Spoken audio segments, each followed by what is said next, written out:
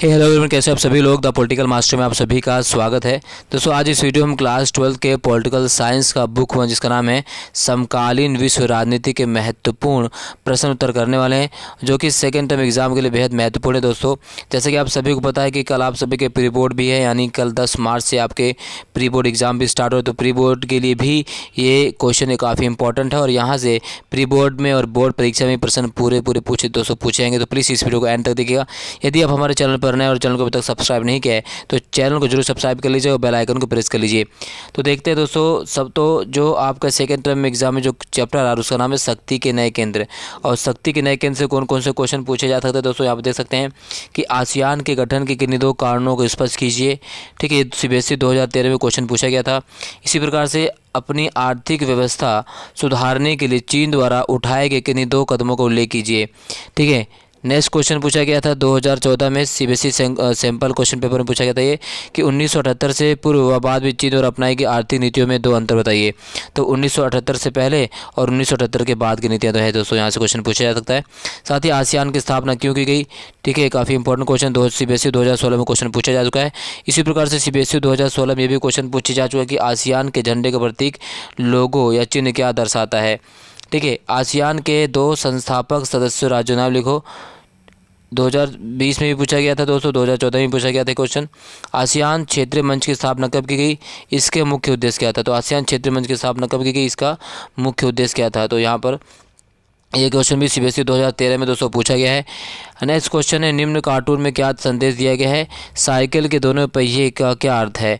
तो चीन यहाँ पर जो है दोस्तों, यहाँ देख सकते हैं पूंजीवाद और समाजवाद का चिन्ह दर्शाया गया है। तो यहाँ से भी सीबीएसई सैंपल क्वेश्चन पे 2014 में क्वेश्चन था ये, और बाद में बोर्ड एग्जाम में भी क्वेश्चन पूछा गया था। नेक्स्ट क्वेश्चन है कि दशेश सार्क से आप क्या समझते हैं, क्या अभिप्राय है। इसी प्रकार से आसियान शैली से क्या अभिप्राय है, इसके किन्हीं दो उद्देश्यों को उल्लेख कीजिए। आसियान के कोई चार मूल उद्देश्य बताओ, अथवा आसियान आर्थिक समुदाय के चार मुख्य उद्देश्यों को वर्णन कीजिए।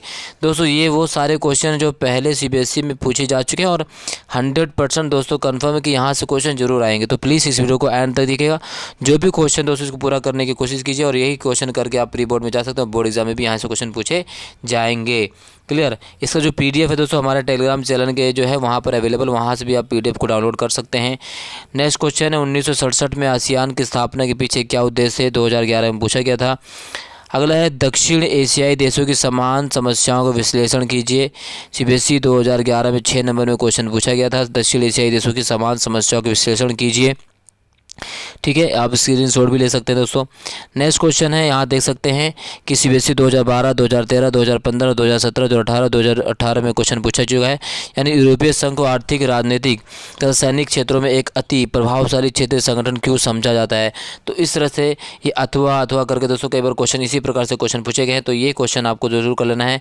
देख सकते हैं 2020 और 2020 में भी क्वेश्चन पूछा गया है दोस्तों, तो प्लीज़ इसको करना बिल्कुल भी मत भूलिएगा। ये दोस्तों most important 3 most important question. ठीक है, चलिए इसका उत्तर यहाँ पे देख सकते हैं। ठीक है दोस्तों, चलिए नेक्स्ट बात करते हैं आसियान विजन 2020 की मुख्य बात क्या है। 2009 में पूछा जा चुका है। सीबीएसई 2009 में आसियान विजन 220 की बात की गई है। ठीक इसी प्रकार से 2010 में क्वेश्चन पूछा गया, अंतर्राष्ट्रीय समुदाय में आसियान के सशक्तिकरण के लिए क्या कदम उठाए जाने चाहिए। लोकतंत्र दक्षिण एशिया के लोगों की पहली पसंद बनता जा रहा है, इस कथन को न्यायोचित ठहराइए। यहाँ से भी क्वेश्चन पूछा गया है।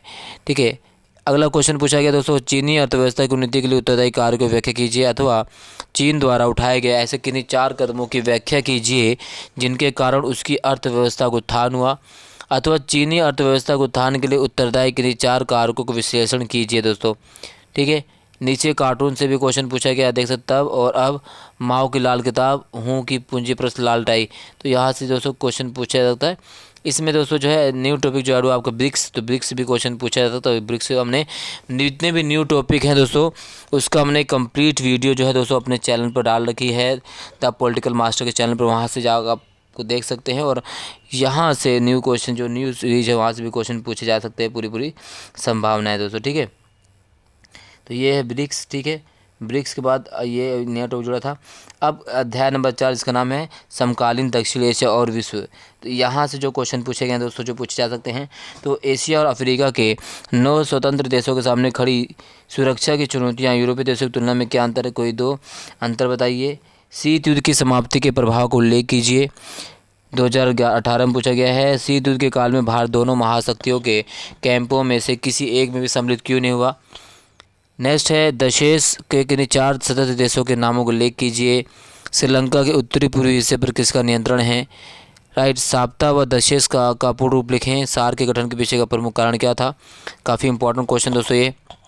इसी प्रकार से पाकिस्तान में लोकतंत्र की अस्थिरता के कोई 2 कारण लिखिए। ठीक है, ये दिल्ली 2004 में पूछा गया है। इसी प्रकार से यहाँ पे देख सकते हैं दोस्तों, पूर्वी पाकिस्तान अब वर्तमान में बांग्लादेश में 1971 के पश्चिमी पाकिस्तान के विरुद्ध हुए जन आंदोलन के किन्हीं 2 कारणों को स्पष्ट कीजिए। 2 नंबर में क्वेश्चन पूछा गया है। दशेश सहयोग और शक्ति को बढ़ाने में किस तरह योगदान कर सकता है, कोई 4 सवाल स्पष्ट कीजिए। इसी प्रकार से सार्क देशों के लोगों की लोकतंत्र की आकांक्षाएं साझी क्यों हैं। नेक्स्ट क्वेश्चन है पाकिस्तान में स्थायी लोकतंत्र को स्थापित करने की असफलता के लिए उत्तरदायी किन्हीं 2 कारकों की व्याख्या कीजिए, अथवा कोई 3 कारण बताइए जिनके परिणाम स्वरूप पाकिस्तान में स्थायी लोकतंत्र सरकार नहीं बन सकी। उन परिस्थितियों का वर्णन कीजिए जिनके परिणाम स्वरूप बांग्लादेश का निर्माण हुआ। ठीक, सैंपल क्वेश्चन पे 2016 में पूछा गया है। CBSE 2020 में क्वेश्चन पूछा गया तो ये कहाँ तक कहना उचित है कि यदि दक्षिण एशिया के सभी देश अपनी सीमा रेखा के आर पार मुक्त व्यापार कर सहमत हो जाएं तो इस क्षेत्र में शांति और सहयोग के एक नए अध्याय की शुरुआत हो सकती है। ठीक है, तो यहाँ से भी क्वेश्चन दोस्तों पूछा जा सकता है। कार्टून दिया गया है सार्क को लेकर। ठीक है, नीचे दिए कार्टून ध्यान प्रदान और नीचे प्रश्न उत्तर दीजिए। ठीक है, तो कार्टून से भी क्वेश्चन पूछा जा सकता है दोस्तों। इसी प्रकार से इस बुक का जो लास्ट चैप्टर है वैश्वीकरण, तो वैश्वीकरण से भी काफ़ी क्वेश्चन जो है इंपॉर्टेंट दोस्तों। वैश्वीकरण के अंतर्गत श्रम के प्रभाव उदाहरण दीजिए। यह कहना कहाँ तक उपयुक्त है कि वैश्वीकरण राज्य की संप्रभुता खनन करता है। ठीक, तो ये वैश्वीकरण से क्या अभिप्राय है। क्या वैश्वीकरण सांस्कृतिक समरूपता अथवा सांस्कृतिक विविधता अथवा दोनों को प्रोत्साहित करता है। क्या वैश्वीकरण सांस्कृतिक समरूपता अथवा सांस्कृतिक विविधता अथवा दोनों को प्रोत्साहित करता है। वैश्वीकरण के राजनीतिक प्रभाव क्या हैं। वैश्वीकरण के किन्हीं 2 राजनीतिक परिणामों का उल्लेख कीजिए। वैश्वीकरण के आर्थिक प्रभाव, वैश्वीकरण के किन्हीं 2 लाभों का वर्णन कीजिए। तो यहाँ से दोस्तों जो है क्वेश्चन डेफिनेटली पूछे जाने वाले हैं, तो प्लीज़ इसको एंड तक मतलब पूरा करना है आपको, कोई भी क्वेश्चन छोड़ना नहीं है। वैश्वीकरण की परिभाषा दीजिए। क्या यह बहुआयामी अवधारणा है, अपने उत्तर की पुष्टि कीजिए। वैश्वीकरण की किन्हीं 3 लाभों की व्याख्या उदाहरण देकर स्पष्ट कीजिए, बताइए। वैश्वीकरण किन्हीं 2 सकारात्मक तथा किन्हीं 2 नकारात्मक प्रभाव को स्पष्ट कीजिए। ठीक है दोस्तों, यहाँ से आप देख सकते हैं। और इसके जो PDF दोस्तों, मैंने पहले कहा कि आप हमारे Telegram channel the political masterpiece के PDF को फ्री ऑफ कॉस्ट जो है डाउनलोड कर सकते हैं दोस्तों। वैश्वीकरण से क्या अभिप्राय है, ये देखो यहाँ से क्वेश्चन 2017 में दोस्तों पूछा गया है। और इसी प्रकार से दोस्तों ये सारे क्वेश्चन बहुत ही इंपॉर्टेंट है, तो यहाँ से क्वेश्चन दोस्तों पूरा ज़रूर पूछा जा सकता है। ठीक है, तो दिल्ली 2009, 2012, 2017, ठीक, 2013, 2015, 2020 में क्वेश्चन पूछा गया है। 2010, 2000। ठीक है, ये वो क्वेश्चन है जो बार बार रिपीट किए गए, तो ये सभी क्वेश्चन जो है दोस्तों बार बार रिपीट किए गए हैं, तो यहाँ से क्वेश्चन पूरी बनने की संभावना है। क्लियर, तो आप इसे ज़रूर कीजिएगा, बिल्कुल छोड़ना मत इस क्वेश्चन को। और इन क्वेश्चन को करके ही आपको दोस्तों पेपर में, परीक्षा भवन में जाना है दोस्तों।